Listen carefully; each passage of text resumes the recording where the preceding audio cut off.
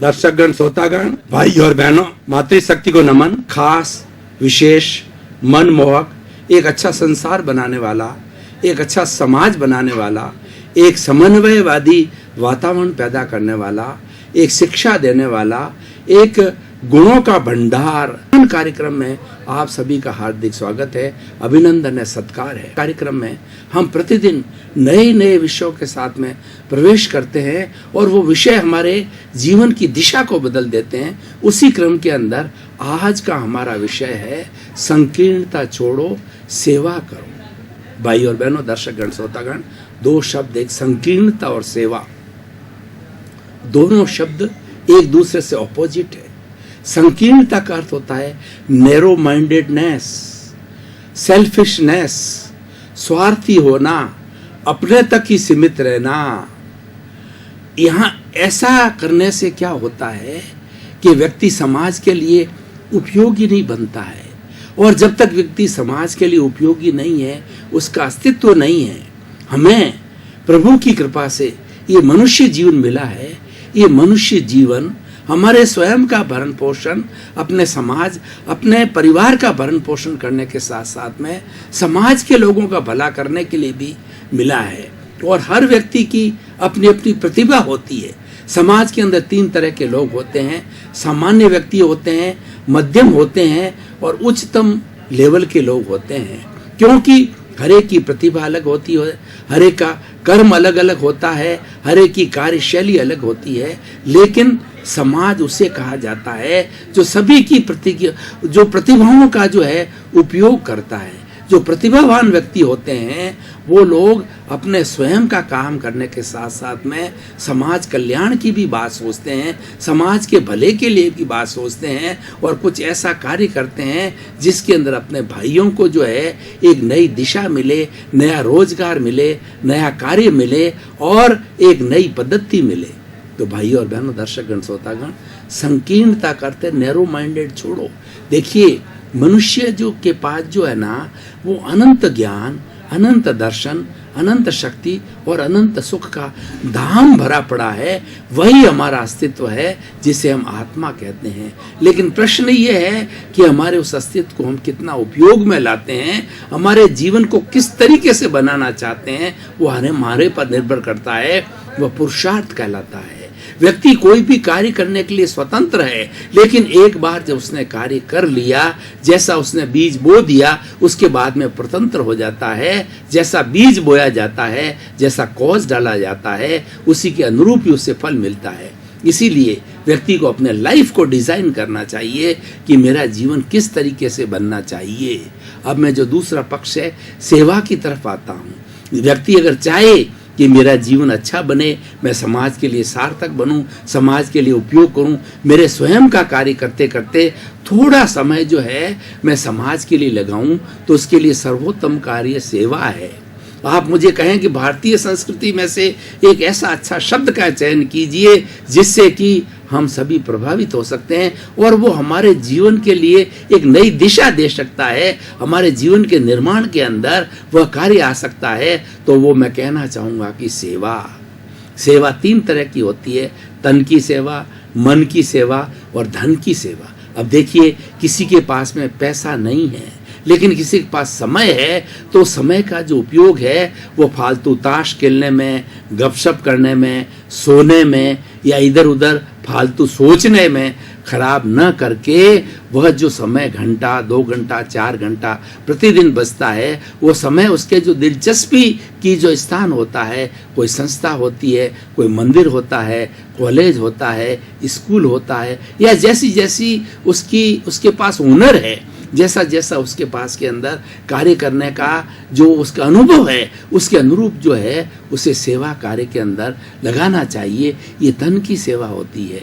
और कई लोग ऐसे कुबेर होते हैं, रिलायंस वाले, टाटा है, सिंघानिया हैं और अपने डालमिया हैं, बड़े बड़े सेठ होते हैं जो बिल गेट्स हैं, ये बड़े बड़े सेठों के पास के अंदर इनके पास में धन प्रचुर मात्रा में होता है, इनके पास में समय की बहुत कमी रहती है क्योंकि इन्हें बड़ा मैनेजमेंट करना पड़ता है, तो वो अपने धन का उपयोग जो है चैरिटेबल ट्रस्ट के अंदर लोगों की आवश्यकता के अंदर, लोगों का अभाव मिटाने के लिए, उनको ट्रीटमेंट के लिए, एजुकेशन के लिए जो है उसका उपयोग किया जा सकता है। और हमारे अभी भारतीय जो है संस्कृति के अंदर या भारत देश के अंदर अभी बहुत अभाव है।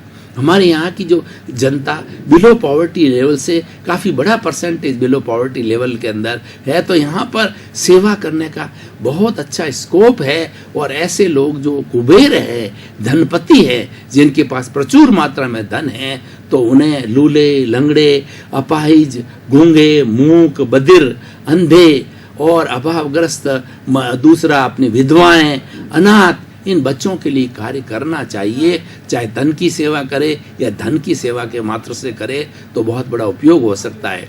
तीसरा ये होता है किसी के पास धन भी नहीं है और धन के लिए समय भी नहीं है, ऐसे लोगों की भी आवश्यकता होती है जिसको कि मन की सेवा कहा जाता है। देखिए, प्रोत्साहन के अंदर बहुत बड़ी ताकत होती है। हर व्यक्ति जो है वह कहना चाहिए प्रोत्साहन का भूखा है, वह व्यक्ति सम्मान का भूखा है और वह सम्मान चाहता है। कुछ ऐसे लोग होते हैं, कुछ ऐसी संस्थाएं होती है जो समाज के अंदर अच्छा कार्य करते हैं, लोगों की भलाई का कार्य करते हैं, लेकिन कुछ लोग ऐसे होते हैं जो कि अनर्गल उनकी निंदा करते हैं, उनको कोई लेना देना नहीं है, मात्र जो है उनके विचारों के अंदर नेगेटिविटी होती है और वो उसका मात्र निंदा करते हैं। ऐसे लोगों को चाहिए कि मन का अर्थ होता है उनको प्रोत्साहन दे, उनके गुणों का बखान करे, प्रमोद भावना करे और लोगों के सामने लावे, उनको धन्यवाद दे, उनके प्रति कृतज्ञता ज्ञापित करे कि आप समाज के लिए कितना कितना कर रहे हैं। जब व्यक्ति को सम्मान मिलता है, जब इनको प्रोत्साहन दिया जाता है, तो वह व्यक्ति प्रोत्साहित होकर के और अधिक सेवा का कार्य करने लग जाता है। आप देखिए कि बड़ी बड़ी स्कूलों के अंदर, कॉलेजों के अंदर, यूनिवर्सिटियों में, बड़ी संस्थाओं के अंदर लोगों को सम्मानित किया जाता है। ये सम्मानित करने की प्रक्रिया क्यों बनी कि वो लोग जिनके कार्यों का मूल्यांकन किया जाता है, तो कार्यों का मूल्यांकन करने से वो अधिक प्रोत्साहित होते हैं और वो अधिक ऊर्जा के साथ कार्य करते हैं। उनकी मानसिकता बनती है कि समाज मुझे पहचान दे रहा है, समाज मेरा रिगार्ड कर रहा है, तो इसकी समाज की सेवा के लिए मुझे कुछ कार्य करना चाहिए। उसके अंदर जुनून जागृत होता है, उसके अंदर जागृति आती है और वो कार्य करने लगता है। तो भाई और बहनों, दर्शकगण, श्रोतागण, हमें संकीर्णता को छोड़ना है, नैरो माइंडेडनेस को छोड़ना है। मनुष्य का शरीर है, उसके शरीर के लिए रोटी, कपड़ा, मकान, शिक्षा, चिकित्सा की आवश्यकता होती है, मान लिया। मनुष्य गृहस्थी है, उसके परिवार है और परिवार के साथ साथ में उसका समाज का भी ऋण है और उसके साथ में कई चीजें जुड़ी हुई है, तो इसलिए स्वार्थ भी आवश्यक है। लेकिन प्रश्न यह है कि 100% हम स्वार्थी बने, मैंने पिया, मेरे बैल ने पिया, कुआ ढहे तो ढहे, ये 100% स्वार्थ की बात है कि मेरा काम हो जाना चाहिए, मुझे किसी दुनिया से, मेरे पड़ोसी से, किसी व्यक्ति से कोई लेना देना नहीं है। वो प्योरली सेल्फ सेंटर्ड हो जाता है। ऐसे व्यक्ति संकीर्ण होते हैं, नैरो माइंडेडनेस होते हैं और ऐसे व्यक्ति समाज के लिए उपयोगी नहीं होते हैं। समाज उनको अधिक जो है वो उनको याद भी नहीं करता। देखिए भाई और बहनों, दर्शकगण, श्रोतागण, इस मनुष्य जीवन का सार क्या है? मनुष्य जीवन का सबसे बड़ा सार यह है कि अपना सेल्फ रियलाइजेशन करना। हमारे भीतर विराजमान शुद्ध आत्मा भगवान को हम रियलाइज करें। कैसे रियलाइज करें, कैसे उसका शुद्धिकरण करें, वो हमें प्रक्रिया आनी चाहिए। उसके लिए ईश्वर भक्ति की जाती है और भीतरी जगत के अंदर गोते लगाए जाते हैं, मेडिटेशन किया जाता है, प्राणायाम किया जाता है और हमें व्यवहार जगत और उसके साथ साथ के अंदर हमारा अलौकिक जगत है, उन दोनों का समन्वय किया जाता है। दोनों का समन्वय करने से हमारे सेल्फ रियलाइजेशन की प्रक्रिया चालू होती है। ये व्यक्तिगत लाभ है, ये व्यक्तिगत कार्य है, ये किया जाना चाहिए। इसीलिए ईश्वर ने हमें भेजा है और यही इस वजह से ही हमारे ये कर्मों का जो आवरण है वह भी यही बताता है, इस आवरण को हटाओ।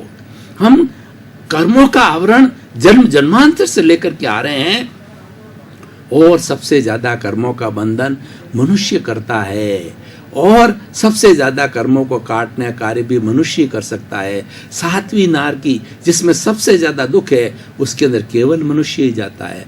और सबसे बड़ा देवलोक ऊंचा से ऊंचा 26वां देवलोक है, उसमें भी मनुष्य जाता है। मुक्ति में भी मनुष्य जाता है। मनुष्य के पास में ऐसा पट्टा है कि वो मुक्ति को प्राप्त करके ultimately he can go for salvation, emancipation, he can be free from all the bondage, he can have the bliss। ये ताकत केवल मनुष्य में ही है, क्योंकि मनुष्य इस सृष्टि का सर्वश्रेष्ठ प्राणी है। और जब हमें ये सर्वश्रेष्ठता प्राप्त हुई है तो हमें अपनी लाइफ को डिजाइन करना चाहिए। जब से समझ आती है तो हमें जीवन का ध्येय बनाना चाहिए, हमें जीवन का उद्देश्य बनाना चाहिए, निरुद्देश्य में नहीं रहना चाहिए। और उद्देश्य के लिए कहा जाता है कि मनुष्य का ध्येय, मनुष्य का उद्देश्य इतना विशाल होना चाहिए कि कितना ही वो हाई जंप मारे तब तक वो अपने ध्येय तक नहीं पहुंचे। उसका ध्येय कैसा होना चाहिए कि अर्जुन को ये जब द्रौपदी का स्वयंवर रचा गया तो उसके अंदर शर्त रखी गई कि जो मछली ऊपर की ओर टंग रही है और नीचे उसकी जो है प्रतिबिंब जो है पानी के अंदर दिखाई दे रहा है, तो पानी धनुर्धारी पानी में उस बिंब को देख करके और अपने धनुष का जो है वो साध करके और जो लक्ष्मी और जो मछली का जो आंख है वो मछली की आंख को बेच सके, जो धनुर्धारी ऐसा होगा उसके साथ ही द्रौपदी का विवाह किया जाएगा। तो अर्जुन ने अपना लक्ष्य बनाया, उसने साधा, उसने जो है उसका प्रतिबिंब के अंदर जो आंख का प्रतिबिंब दिखाई दे रहा था मछली का, और उसके विपरीत दिशा के अंदर उसने अपना गांडीव जो धनुष से जो है धनुष को ताना और उसको मात्र एक लक्ष्य दिखाई दे रहा था। उसको पूछा गया कि आपको क्या दिखाई दे रहा है? अर्जुन ने जवाब दिया, मुझे मात्र मछली की जो आंख जिसको भेदनी है उसके अलावा कोई दिखाई नहीं देता है। इसीलिए व्यक्ति को अपना उद्देश्य बनाना चाहिए, अपना ध्येय बनाना चाहिए, अपना एम बनाना चाहिए, अपना टारगेट बनाना चाहिए और उसकी प्लानिंग के अंदर लग जाना चाहिए। उसकी प्लानिंग करने के साथ साथ में बाई प्रोडक्ट के रूप के अंदर वो और भी दूसरे समाज के कार्य करने लग जाते हैं, क्योंकि अगर हमारा साध्य अच्छा है तो साधन निश्चित तौर पे अच्छे होंगे और अच्छे साध्य के लिए अच्छे साधनों की जरूरत है। अगर हमारे साधन अच्छे हैं तो हमारा साध्य भी अच्छे होगा। ये एक दूसरे के साथ के अंदर कॉम्प्लीमेंट्री हैं, एक दूसरे के पूरक है साध्य और साधन, और दोनों का एक संबंध है। इसीलिए हमें अपना ध्येय जब बनाएंगे तो हमारे साधन शुद्ध होने चाहिए। शुद्ध साधनों का उपयोग करके हम जो है हमारे स्वयं के उस उद्देश्य की प्राप्ति करने के साथ साथ के अंदर बाई प्रोडक्ट के रूप के अंदर ऑटोमेटिकली उस समाज का काम करने लग जाते हैं। उदाहरण के तौर पर भाई और बहनों, दर्शकगण, श्रोतागण, मैं आपको बताना चाहता हूँ कि जैसे मैं शिक्षक हूँ, शिक्षा की बात करूँ तो मनुष्य अपने जीवन के अंदर एक उद्देश्य बनावे कि मुझे एक अच्छी क्वालिटी की एजुकेशन देने वाली यूनिवर्सिटी की स्थापना करनी है।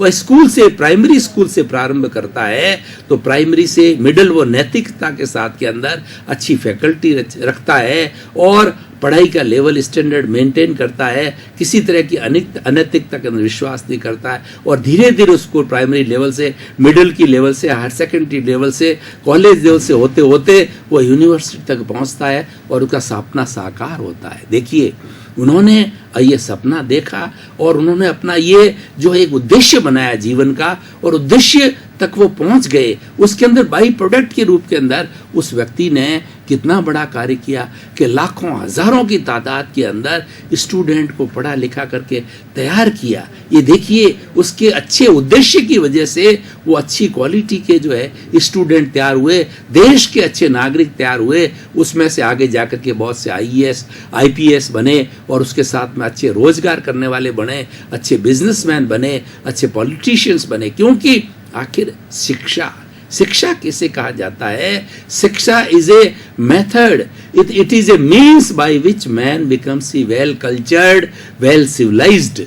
मनुष्य को मनुष्य बनने वाली जो पद्धति है वो शिक्षा है। शिक्षा के द्वारा वो अच्छा नागरिक बनता है, वह जो है वो सु तरीके से वो चिंतन करता है, और ये शिक्षा के द्वारा पॉसिबल है। मनुष्य और पशु में अंतर क्या है? मनुष्य और पशु के अंदर भेद रेखा खींचे तो मनुष्य और पशु के अंदर अंतर यह है कि उसके अंदर कोई तरह की शिक्षा नहीं है। मनुष्य शिक्षित होता है, मनुष्य के पास में अनुभव है और मनुष्य के पास के अंदर संवेदनशीलता है, विवेक है, और वह पशुओं के अंदर विवेक नहीं है। इसलिए विवेक के बारे में कहा है कि विवेक ये धम्ममाइये, विवेक ही धर्म है। व्यक्ति को हर लेवल पे अपना विवेक लगाना चाहिए, कॉमन सेंस को लगाना चाहिए। मात्र पुस्तकीय ज्ञान करने से कुछ नहीं होता है। जब हम अनुभव के फील्ड के अंदर उतरते हैं, जब हम सेवा के फील्ड के अंदर उतरते हैं, जब एक्सपर्टाइजेशन के जो फील्ड के अंदर उतरते हैं, तो वहाँ अनुभव काम आता है। और अनुभव ये कार्य करते करते होता है। जो व्यक्ति, जैसे मान लीजिए एक सर्जन है, तो वो सर्जन में ऑपरेशन करते करते उसका हाथ इतना साफ हो जाता है कि वह आराम से जो है वो एक गेम की तरह उस व्यक्ति का जो है वो ऑपरेशन करता रहता है। दर्जी को देखिए, वो जब इस तरीके से अगर मान लीजिए सूट सिलता है, तो वो इतना एक्सपर्ट हो जाता है कि ऑटोमेटिकली उसकी कैंची वैसी चलती है। ये हर एक पे लागू होता है, ये अनुभव पर निर्भर करता है। एक बहुत बड़ा वक्ता होता है तो ऑटोमेटिकली उसके दिमाग के अंदर अच्छे अच्छे विचार आते हैं, अच्छे अच्छे भाव आते हैं। उन भावों का वो संयोजन करता है और लोगों के सामने प्रस्तुति करता है, और वो हार्ट टू हार्ट बात करता है। उसकी हर बात का व्यक्ति के दूसरों के ऊपर प्रभाव पड़ता है, क्योंकि उसके जीवन में अनुभव है। उसने बहुत कुछ जो है भीतरी जगत को टटोला है और भीतरी जगत की शक्तियों को देखा है।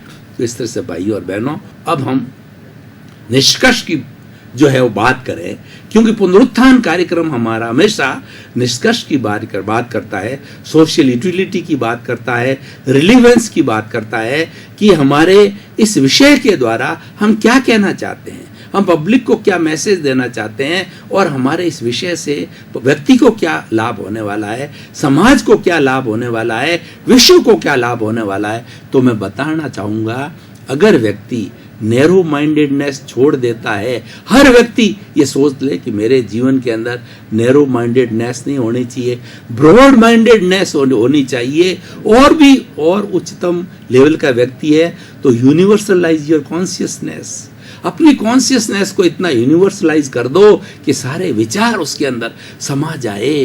देखिए, मनुष्य वो बहुत बड़ा चिंतन कर सकता है, और बहुत बड़े चिंतन जो दूसरे कर सकते हैं, उन चिंतन को समाहित भी कर सकता है।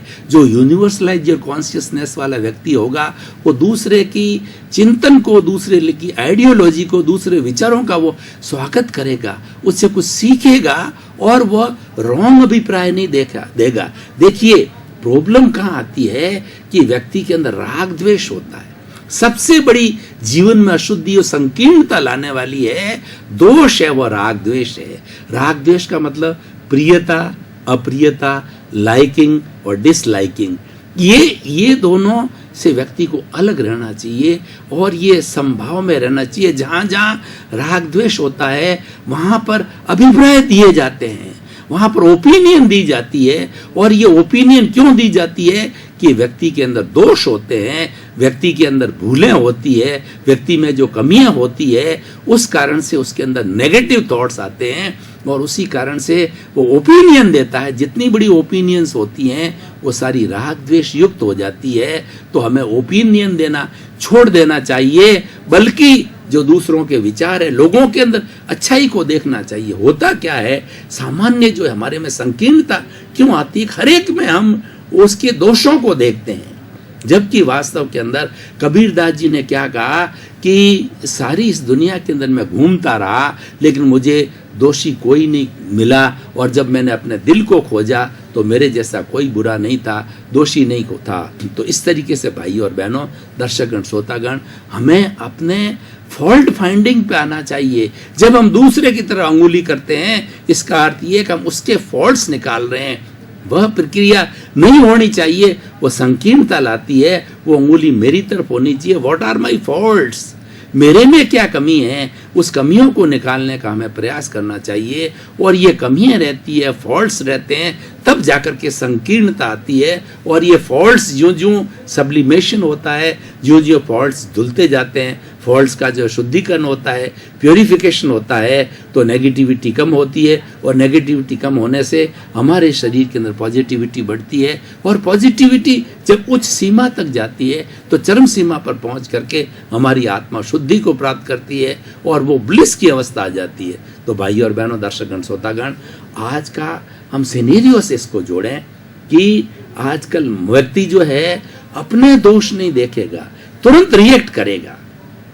आजकल ये रिएक्ट करने की बात, ओपिनियन देने की बात बहुत ज्यादा हो गई है। उसको ये पता नहीं, वो तुरंत ओपिनियन दे देता है कि इसने ऐसा किया, वैसा किया, और अपनी बात बिल्कुल नहीं करता, दुनिया भर की वो बातें करता रहता है।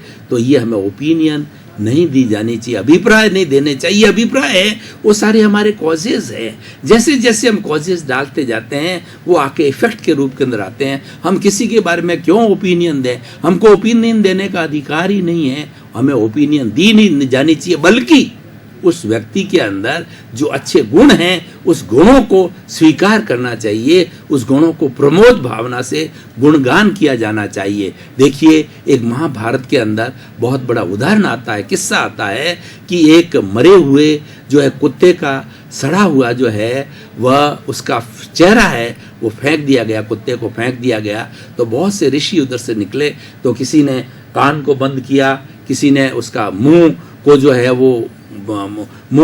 वो किया, यानी उसके बारे के उन्होंने राग द्वेष किया। लेकिन भगवान कृष्ण वहां से जा रहे थे, तो भगवान कृष्ण ने जो है उसके साथ के अंदर जो अर्जुन वगैरह थे उनको बोला कि देखो इस कुत्ते के दांत कितना चमक रहा है, दांत कितना वाइट है और दांत कितना अच्छा लग रहा है। यानी उसमें से उन्होंने अच्छाई को निकाला। एकदम जो है कुत्ते का सड़ा हुआ जो शरीर था उसमें से भी उन्होंने उस अच्छाई को निकाला। तो इसीलिए हमें फॉल्ट फाइंडिंग नहीं करके उसमें हर कोई भी इंसिडेंस में से हमें अच्छाई निकालनी चाहिए। दुनिया के अंदर कोई भी ऐसी इवेंट नहीं है, कोई भी ऐसा व्यक्ति नहीं है जिसके अंदर अच्छाई ना हो। हमारा नजरिया क्या है? हमें नजरिया बदलना चाहिए। और वो नजरिया हमारा अगर राग द्वेष मुक्त नजरिया है तो उसमें से हमें ऑटोमेटिकली जो है अच्छी चीज प्राप्त होगी और वो हमें ग्रहण करनी चाहिए और वो समाज के सामने लानी चाहिए। भाई और बहनों, दर्शकगण, श्रोतागण, आपका बहुत बहुत धन्यवाद। आपके प्रति कृतज्ञता। कार्यक्रम आज प्रसिद्धि प्राप्त कर रहा है, वो आपके कारण प्राप्त कर रहा है, क्योंकि आप इसको बहुत गहराई में जाकर देख रहे हो, मनन कर रहे हो और जीवन में उतार रहे हो। कार्यक्रम का उद्देश्य है सर्वे भवन्तु सुखिनः सर्वे भवन्तु निरामया, जगत कल्याण करने का उद्देश्य है और जय जगत का उद्देश्य है। इसी क्रम में आपका जीवन आनंदमय हो, मंगलमय हो, प्रेममय हो, सुखमय हो। खूब आप समाज की सेवा करें और अपने जीवन को धन्य बनाएं।